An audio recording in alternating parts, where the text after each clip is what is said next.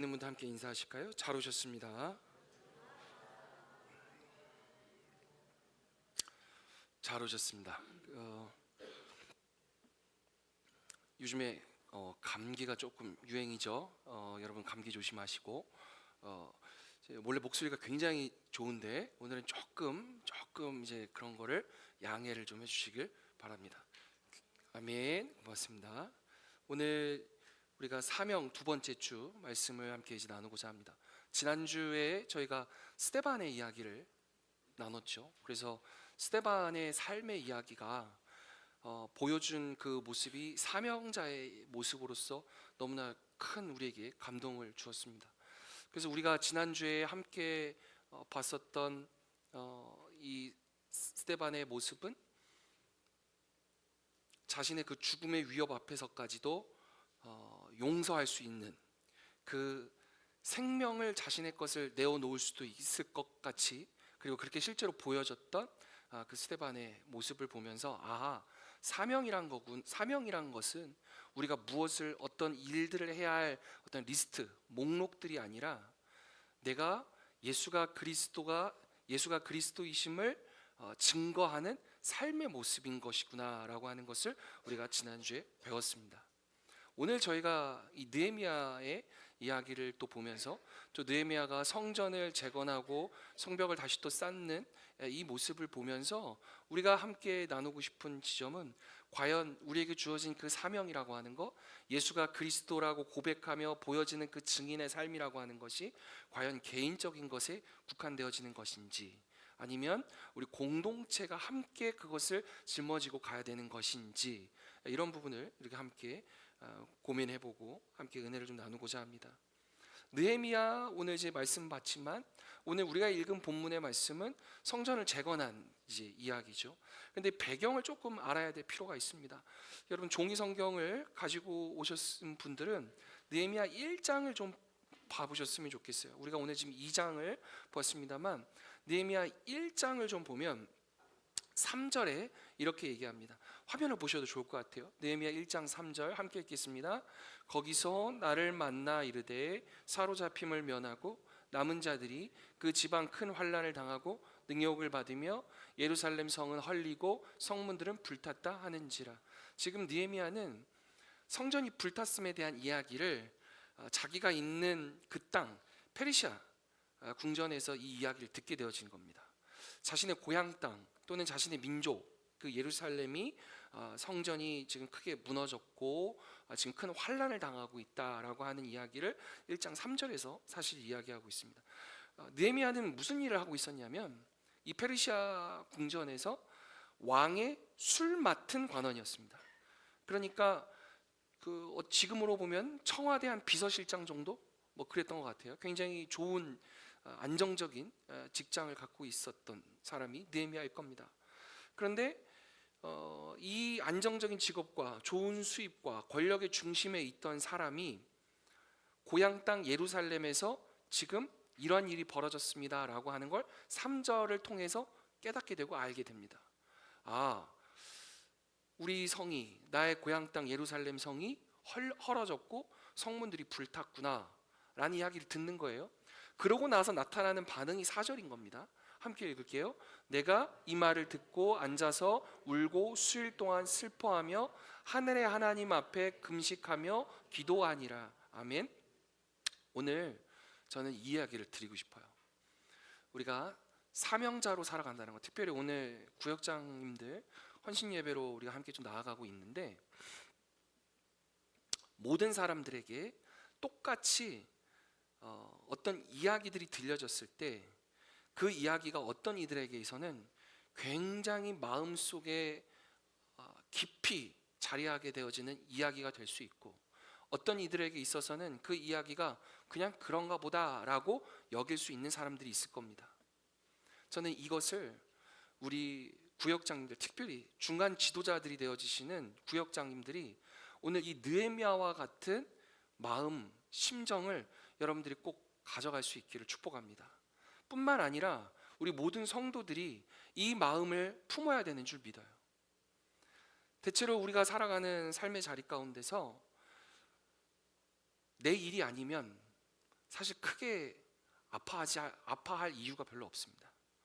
또는 내 가족의 일이 아니면 크게 신경 쓰고 싶지 않은 일도 참 많이 있습니다. 더구나 이 현대에서 개인주의가 굉장히 강력해지는 이러한 시대 가운데서 나라와 민족을 얘기한다? 그럼 별로 너무 나이브하고 너무 순진한 얘기하는 거 아닙니까? 라고 이야기합니다. 나라 민족이 무슨 나라 민족이에요. 지금 내 입술, 내 입, 밥 먹기도 힘들고 어려운데 그런 거창한 것 이야기하고 싶지 않습니다 라고 하는 것이 솔직한 어떤 우리 현대인들의 모습일 수 있겠다 싶습니다. 그냥 그저 우리 가족들 아니면 내가 맡겨진 일, 요 정도 안에서 많은 것들을 우리가 해나가고 그리고 그 정도 관심 갖고 해나가는 것 같아요. 근데 예수님은 이 땅에 오시면서 그 예수님의 품을 우리가 생각해 봤을 때 결코 예수님은 믿는 자들만 구원하시기 위해서 이 땅에 오신 것도 아니었고 한 교회의 성도들만 구원하시기 위해 이 땅에 오신 것도 아니었고 예수님은 온 우주의 피조물을 구원하시기 위해서 이 땅에 오신 그 예수님의 품, 그 사랑을 여러분들 우리가 기억할 수 있다면 느헤미야의 이 사랑은 아 그렇구나, 사명자란 예수가 그리스도이심을 고백하고 나도 예수님처럼 닮아가는 삶을 살아가겠습니다라고 고백했었던 느헤미야의 모습이 우리들의 모습이어야겠구나라고 우리는 충분히 다짐할 수 있다는 얘기입니다. 오늘 사실 드리고 싶은 말씀은 사실 오늘 1장 3절과 4절에 잘 나와 있죠. 4절, 무엇인가 무너진 것을 보고 눈물 흘리는 모습이 우리 사명자가 갖춰야 될 아주 중요한 덕목이고 우리의 마음일 거라 생각합니다. 누군가가 아파하고 힘들어하는 모습을 보면서 그래 힘들구나 아프겠구나 라고 여길 수 있는 사람이 있을 겁니다. 또 어떤 사람은 우리 구역원이 정말 힘들고 아파할 때 그 손 붙들고 내가 무엇을 어떻게 좀 해줄 수 있을까, 무엇을 좀 도울 수 있을까를 진실되게 고민하며 다가가고 함께 울며 나아가는 사람이 있다는 얘기입니다. 4절 말씀 보니까 느헤미야가 지금 성전이 무너진 모습을 보고 그 사실 본 것도 아니에요. 들었다고 얘기합니다. 그죠? 내가 이 말을 듣고 앉아서 울고 수일 동안 슬퍼하며 하늘의 하나님 앞에 금식하며 기도하니라. 누군가의 아픔을 여러분 이 정도로 우리가 같이 공감하면서 같이 수일 동안 슬퍼하면서 하늘의 하나님 앞에 하나님께 금식하며 기도했었던 경험이 여러분 우리가 얼마나 되실까 묻고 싶습니다. 특별히 오늘 구역장 헌신 예배죠. 우리 구역장님들 구역원의 아픔을 놓고 그 아픔의 소식을 내가 들었을 때 또는 기도의 숙제를 내가 들었을 때 수일 동안 함께 고통하며 아파하며 하나님 앞에 금식한다. 이 말은 정말 진지하게 그를 위해서 또는 그 사람을 위해서 내 생명을 걸고 함께 기도했다는 뜻이거든요. 금식한다라고 하는 것. 우리 제자 훈련을 지금 진행을 하고 이제 다 끝났죠. 다 끝나고 이제 마지막 이번 수요일만 하면 이제 또 수료가 되어지는 상황인데 우리 제자 훈련 가운데 교회의 전도 뭐 이런 얘기를 하게 되어졌습니다. 그러면서 자연스럽게 교회에 대한 성장의 이야기가 나왔었죠. 많은 사람들이 그런 얘기를 합니다. 성장하는 교회들은요, 목사님 그거 아세요? 성장하는 교회는요 구역장들이 아주 극성이에요 라고 얘기를 하는 거예요. 뭐가 얼마나 극성입니까? 아주 훈련들을 잘 받아가지고요 구역원들을 아주 달달달달 볶으면서 정말 일거수일투족 모든 것들을 관심하며 기도해주고 챙기고 보통이 아닙니다 라고 얘기를 하시더라고요. 그럴 수 있겠다 싶어요. 그래서 그 구역장과 구역원들이 정말 혼연일체 하나가 되어져서 교회를 섬기며 세워나가는 데 있어서의 가장 기본과 토대가 되어지는 구역이 올곧게 서나가는 모습이구나 라고 하는 것을 우리가 인식할 수 있다는 얘기입니다. 우리 구역장님들께서 오늘 이 말씀을 잘 들으셨으면 좋겠어요. 우리 구역원들을 위해서 얼마나 울며 기도하고 계십니까? 우리 구역원들의 아픔이 여러분들은 얼마나 나의 아픔으로 진실되게 다가오고 있습니까? 오늘 느헤미야는 듣기만 했어요. 본 것도 아닙니다. 그런데 그 이야기를 듣고 가슴이 무너져 내린 거예요. 이것이 나의 아픔이 된 겁니다. 그래서 그 일을 놓고 정말 기도하며 나아가는 모습이 나타나죠.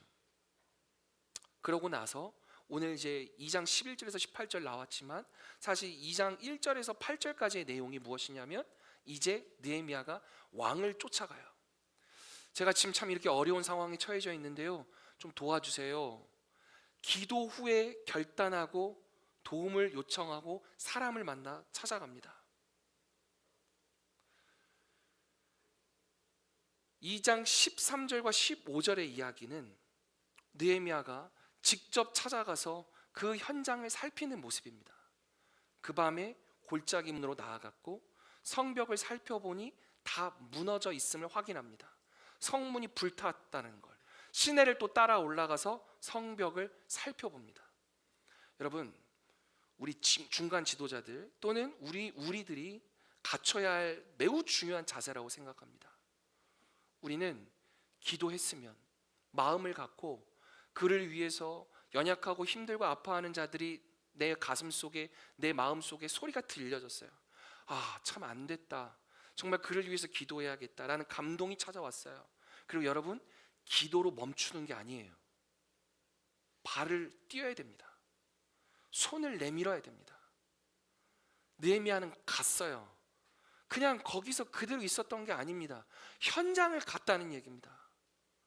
직접 가서 만지고 살피고 원인을 찾고 있어요. 무엇이 문제였을까? 왜 이렇게 됐을까? 실제적인 삶의 자리 가운데 나아갔다는 거예요. 근데 저는 이 말이 맞는 것 같아요. 예수님이 저 하늘 보좌에 우리를 구원하시기 위해서 저 하늘 보좌에 그냥 계시지 않았어요. 예수님은 우리를 구원하시기 위해서 직접 이 땅에 이 현장 가운데 가장 낮은 곳으로 주님은 오셨습니다. 주님은 먼저 오셨습니다.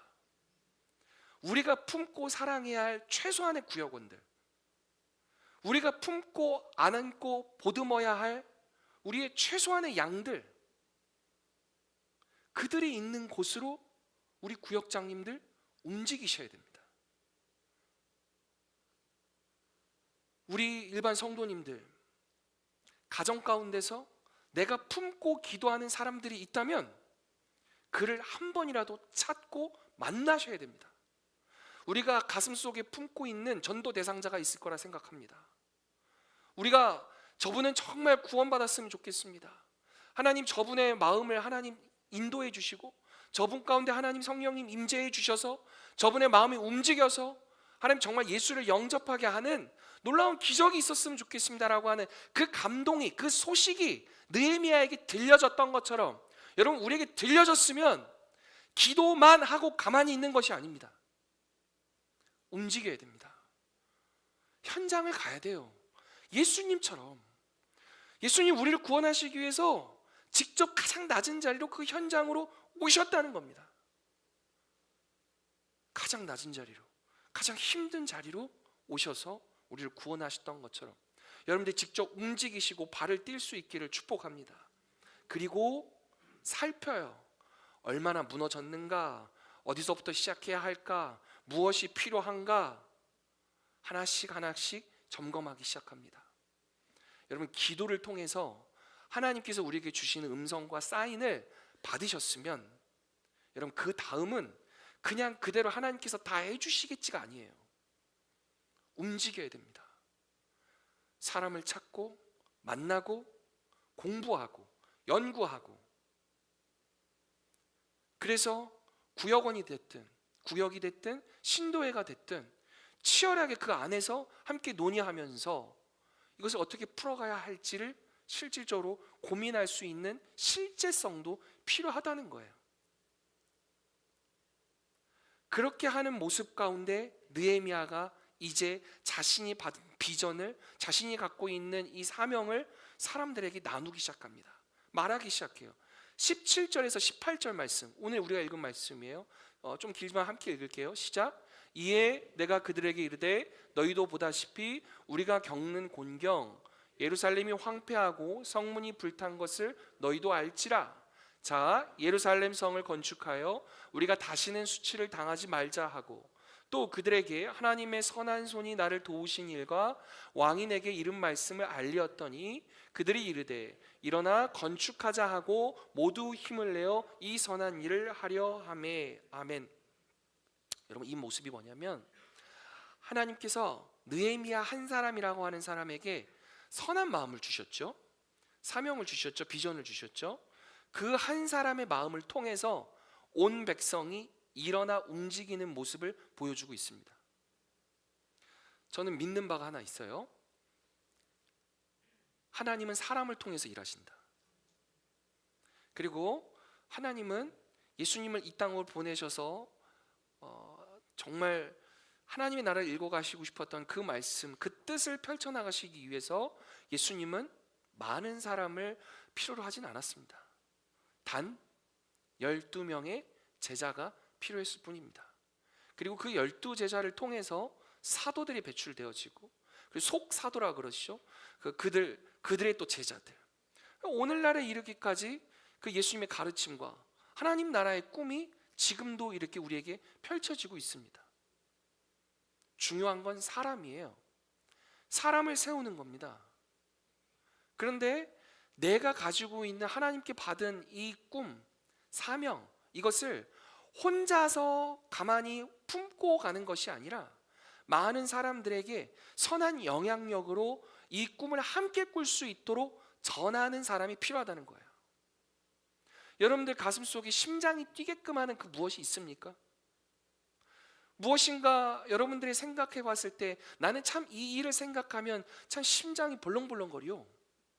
나는 무엇인가 이 일을 생각하면 나는 참 흥분이 돼. 너무나 기분이 좋아.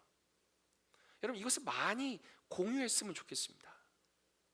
이 꿈을 함께 나눴으면 좋겠습니다. 오늘 말씀 보니까 먼저는 우리가 겪는 공경이라고 써 있죠. 지도자들이, 특별히 이 느헤미야라고 하는 지도자가 갖췄었던 매우 탁월한 지점이 하나 있습니다. 현재 우리 공동체 또는 우리 구역 또는 신도회 또는 우리 교회가 되고 또는 가정이 될 수 있을 것 같아요. 여러분들이 처해져 있는 모든 환경이 될 것 같습니다. 그곳에서 지금 무엇이 문제인지를 정확히 파악할 수 있는 분별력이 필요합니다. 제일 심각한 건 뭐냐면 문제가 문제인지를 모를 때가 제일 심각합니다.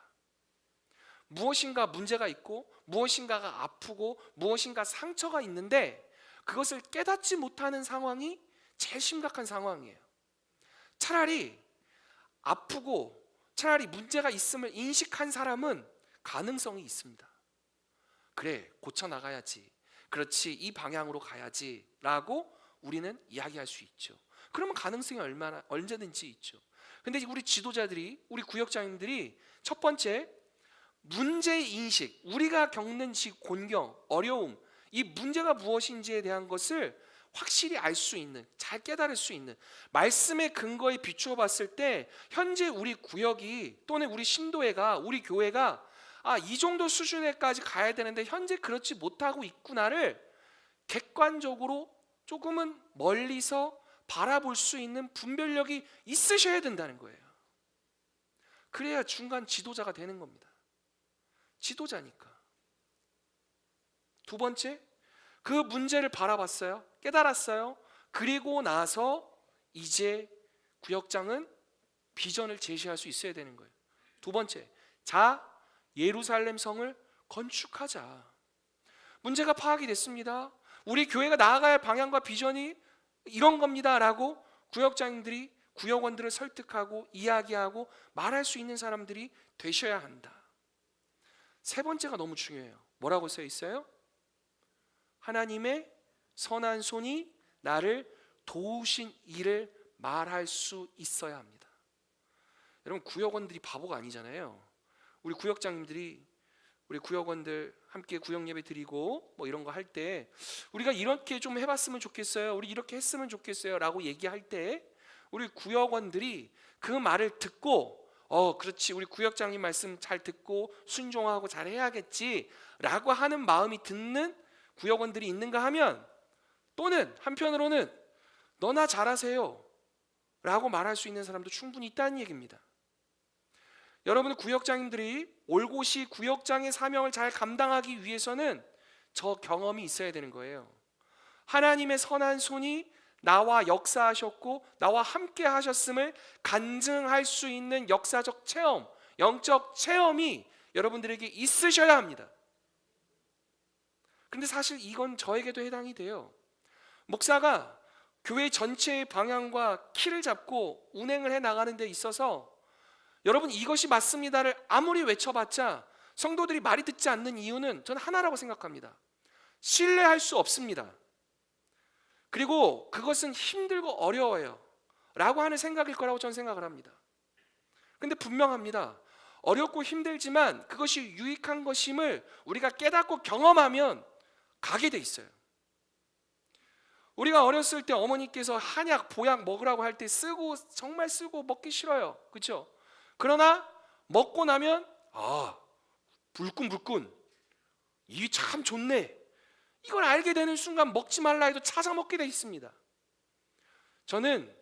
저도 마찬가지고 우리 중간 지도자들이고 우리 장로님들, 당회원들, 이 지도자들, 우리 모두가 우리가 이것을 많이 경험하고 체험해서 알려드려야 된다고 생각해요. 우리 초신자들, 교회 아직 성도님들 얼마 나오지 않으신 분들 당연히 모르죠. 이 신앙의 여정이 짧으신 분들, 어떻게 우리가 신앙생활 해야 하는지 잘 모를 수 있겠죠. 알려드려야 됩니다. 무엇을? 헌신하고 우리가 하나님 앞에 이렇게 진실되게 나아갔더니 하나님 정말 역사하시더라. 경험이 있어야죠. 근데 중요한 게 있어요. 우리가 결단하고 도전하고 모험해야지 하나님의 역사하심을 경험할 수 있어요. 제자리에서 그대로 가만히 있으면 하나님의 역사하심을 경험할 수가 없습니다. 우리가 먼저 이 하나님께서 나를 통해서 일하셨던 그 역사하심을 증거할 수 있는 많은 영적인 체험들이 여러분들이 하셔야 돼요.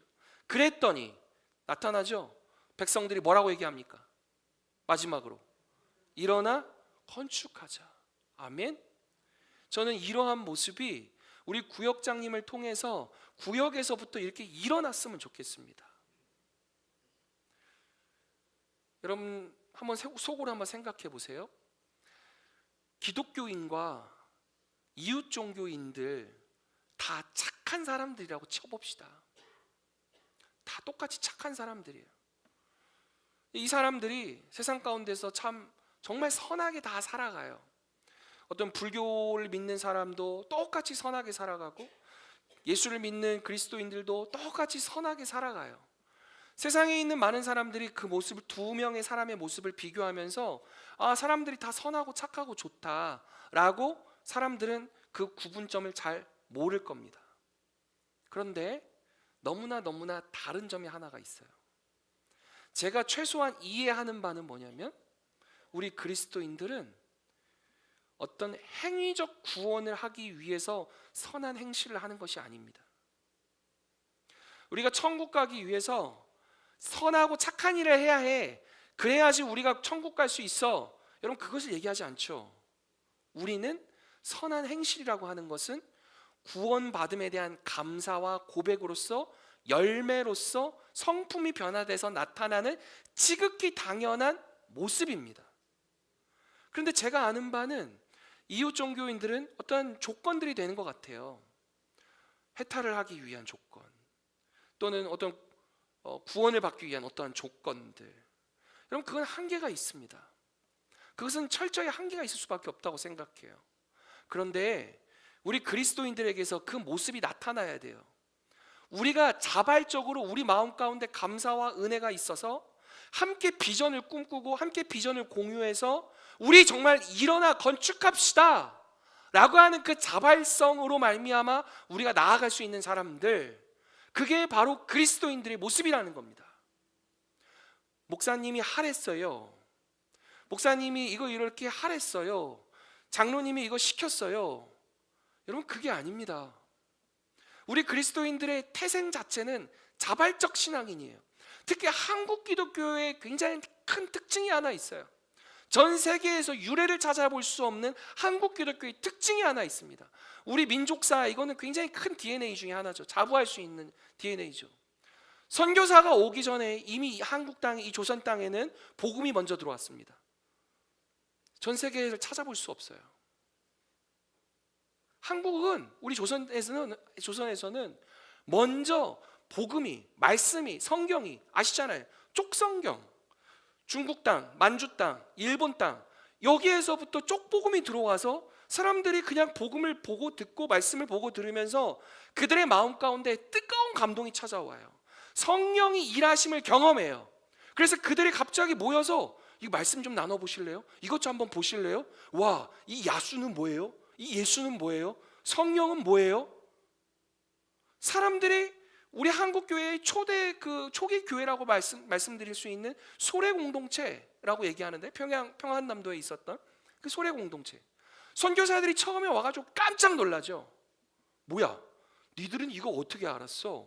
니들은 이거 어디서 배웠어? 니들은 왜 지금 예배하고 있는데? 니들은 왜 기도하고 있는데? 니들은 왜 지금 이러고 있는데? 우리가 잘 아는 언더우드, 아펜젤로, 이들이 하는 이야기를 들어보십시오. 무슨 얘기를 합니까? 우리는 그저 풍성한 열매를 수확할 뿐입니다. 이미 한국 기독교인들은, 우리의 믿음의 선배들은 자발적 신앙 공동체였다라고 하는 것을 우리는 너무나 잘 알고 있습니다. 여러분, 꿈을 꾸기 시작할 때 비전을 함께 공유하고 그 비전을 잘 확산시키고 그것으로 인해서 우리가 하나님의 나라를 일궈갑시다 라고 하는 꿈과 비전을 우리가 함께 나눌 수 있을 때 우리는 스스로 움직이기 시작할 수 있다는 얘기입니다. 여러분, 제발 주중에 수요일 날이든 금요일이 됐든 새벽이 되었든 우리 함께 모입시다 라는 말이 필요가 없지요. 우리 마음 가운데 예배하고 싶고 기도하고 싶고 우리의 삶의 시간을 하나님께 드리고 싶다라는 그 자발성으로 말미암아 우리는 모이게 되어질 겁니다. 우리 구역장님들 억지로 구역원을 섬기면서 나아가는 구역장이 되겠습니다가 아니라 내 마음 가운데 정말 사람을 섬기고 싶습니다. 하나님을 섬기고 이웃을 섬기라는 하나님의 그 말씀의 계명에 충실히 살아가고 싶습니다라고 하는 그 뜨거움이 우리 안에 있을 때 우리 구역장님들 불평불만하지 않고 진실되게 섬길 수 있을 겁니다. 구역장님들 힘드십니까? 구역원들 챙기는 거 힘듭니까? 힘들죠. 사람인지라 힘들 겁니다. 그러나 우리에게 주신 사명이 무엇이냐면 하나님이 나를 구역장으로 부르셨다. 부르셨다. 생명 다해 내가 이 일을 감당하겠다 라고 결단하고 순종하는 자에게 하나님의 선한 손이 임하셔서 역사하심을 우리는 경험할 수 있다 얘기입니다. 그리고 그 증거를 구역원들과 함께 나눌 때 우리 구역원들이 우리 구역장님 따라서 일어나자, 함께하자 라고 하는 놀라운 이야기가 우리에게 펼쳐질 것을 믿습니다. 혹시 여러분 종이 성경 한 번만 봐보실래요? 3장, 이 부분만 좀 말씀을 좀 더 드리고 싶은데요. 3장을 보시면 특별히 3장 1절부터 한 8절, 12절 이렇게 쭉 내려오면 여러분 거기에 성경의 소제목에 뭐라고 써 있어요? 여러 예루살렘 성전 건축을 하는 데 있어서 함께 참여했었던 명단 이름들이 쭉 나오는 거 보이십니까? 보이세요? 3장 1절에 누가 나옵니까? 대제사장 엘리야십. 2절에 누구 나옵니까? 여리고 사람들. 3절 그리고 여러 많은 사람들이 계속해서 나오죠. 그런데 이 말씀들을 읽고 연결하는 장면들이 나와요. 특별히 3장 10절을 볼까요? 3장 10절. 자, 10절 뭐라고 시작하죠? 9절 뭐라고 시작하죠? 8절 뭐라고 시작하죠? 7절 뭐라고 시작합니까? 구역장 혼자 하는 게 아닙니다. 교회는 목사 혼자서 움직이는 게 아닙니다. 우리 모든 구역원들, 성가대 지휘자 혼자 하는 게 아닙니다. 반주자 혼자 하는 거 아니죠. 오늘 성전을 재건했었던 수많은 이름들이 나오고 있습니다. 그런데 그 이름들을 잇는 아주 중요한 장치로서 그 다음은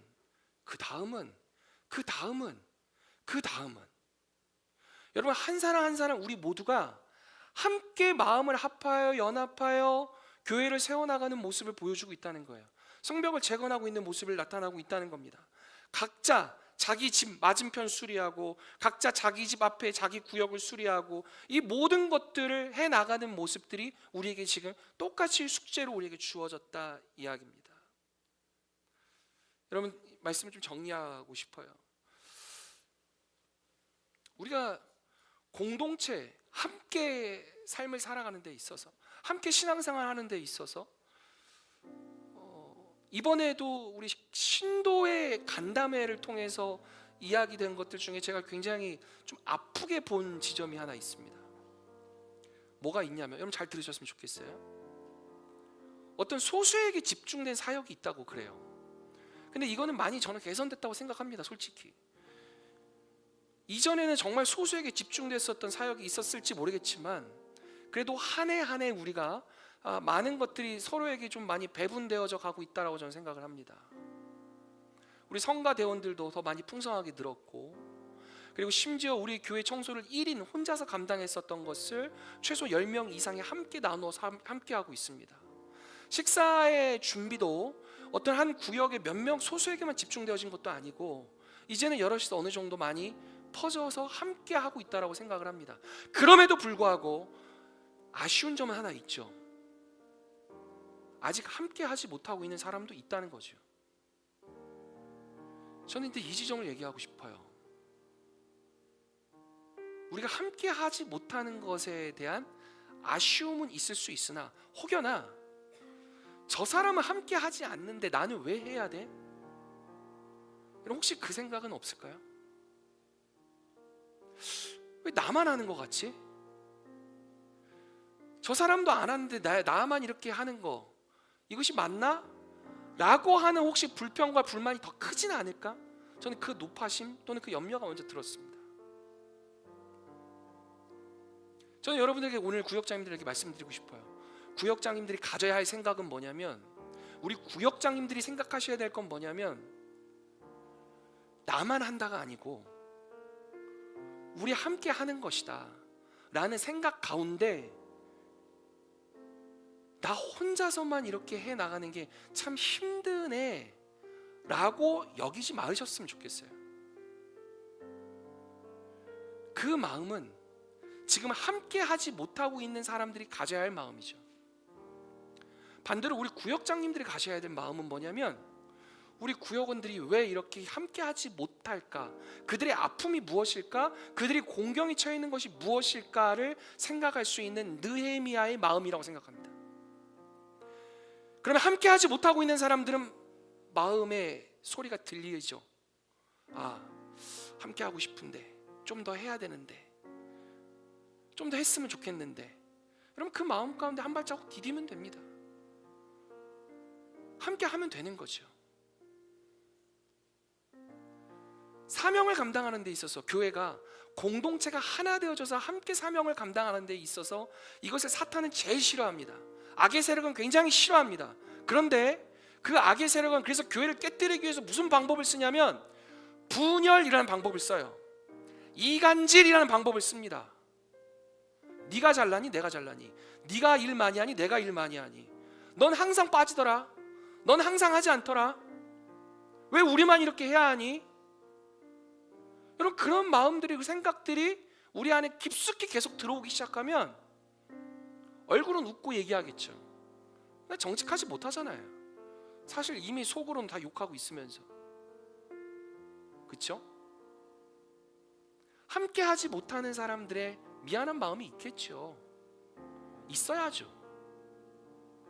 우리 구역장님들은 그 마음을 품지 않았으면 좋겠고, 왜 이분이 이렇게 함께하지 못할까를 생각하면서 이 사람은 왜 이렇게 무너졌을까? 이 성벽이 어디가 무너졌을까를 찾아보시고 현장 가운데 가셔서 만나시고 얘기하시고 손잡아 주시고 기도해 주시라는 겁니다. 그게 느헤미야처럼 우리가 해야 할 구역장들의 역할입니다. 그러면 제가 믿는 바가 있습니다. 그러면 사랑이 많으신 하나님께서, 우리를 하나 되게 만드신 하나님께서 우리를 정말로 자발적으로 건강한 교회로, 그 성벽을 또 잘 쌓게 되어지는, 일어나 건축되게 되어지는 교회로 나아갈 줄 믿습니다. 우리 마음 가운데 은혜가 있어야, 감사가 있어야 이 모든 것을 긍정적으로 바라보고 감당할 수 있겠죠. 역설적이게도 우리 구역장님들 힘든 상황 속에서 이 모든 것들을 꾸역꾸역 감당한다는 사실을 너무나 잘 압니다. 너무나 잘 알지요. 구역원들이 잘 서포트 안 해주는 것도 전 잘 압니다. 제 마음은 어떻겠어요? 이해가 좀 되십니까? 그런데 그럼에도 불구하고 우리가 놓치지 말아야 되는 건 뭐냐면, 그러하기에, 구역장님들, 그러하기에 우리는 더 사랑해야 합니다. 우리는 그러하기에 더 섬겨야 합니다. 사실 저에 대한 이야기죠. 목사가, 젊은 목사 혈기만 있어가지고 맨날 웩웩웩 그러기만 하고, 그죠? 그래서 더 기도해야 된다고 생각합니다. 더 섬길 수 있도록 우리의 마음 가운데 촉촉한 은혜를 주셔서, 참 저 김집사 참 마음에 안 들어, 참 저렇게 맨날 이렇게 송긋송긋 이렇게 잘만 빠져나가, 아주 그냥 좀 모이자고 하면 좀 모여야 되는데 왜 이렇게 안 모여? 그 소리가 우리에게 들릴 때, 들릴 수 있죠, 생각날 수 있죠. 그러나 이것을 물리칠 수 있기를 원합니다. 내 마음 가운데 분열과 내 마음 가운데 이간질과 불편함을 자꾸 느끼게 하는 사탄아, 물러갈지어다 선포하시고 그 영적 전투 가운데 승리하셨으면 좋겠어요. 이것이 구역장님들이 갖춰야 할 자격입니다. 그래서 우리 온 구역원들이 성장해 나가는 하나님의 놀라운 능력을 우리 구역장님들이 너무 많이 경험하셨으면 좋겠습니다. 그래서 조금 더 하나님의 크신 능력과 그 사명을 더 많이 감당할 수 있는 우리 구역장님들 되시고, 그런 구역장님들 위에 또 우리 교회가 또 그 위에 있게 되어질 때에 하나님 우리 주신 많은 영혼들 껴안고 보듬어 안고 하나님의 놀라운 사명을 더 감당할 수 있지 않겠습니까? 여러분, 꿈을 꿨으면 좋겠습니다. 그러기 위해서는 사람이 세워져야 됩니다. 우리 구역장님들 올곧게 잘 설 수 있기를 축복합니다. 우리 구역원들, 구역장님들 잘 도와주십시오. 모이자가 하면 네, 알겠습니다. 함께 모이실 수 있었으면 좋겠고, 함께 기도합시다 그러면 함께 기도할 수 있는 우리 구역원들이 되셨으면 좋겠어요.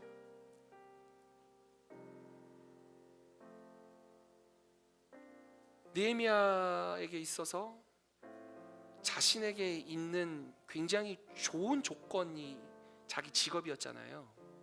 청와대 비서실장급이라 했다니까요. 근데 성전 건축하기 위해서 자기 그 직업을 포기하죠. 그리고 다시 일로 와서 예루살렘으로 가서 그 일을 감당합니다. 저는 이건 진리라고 생각합니다. 무슨 진리냐?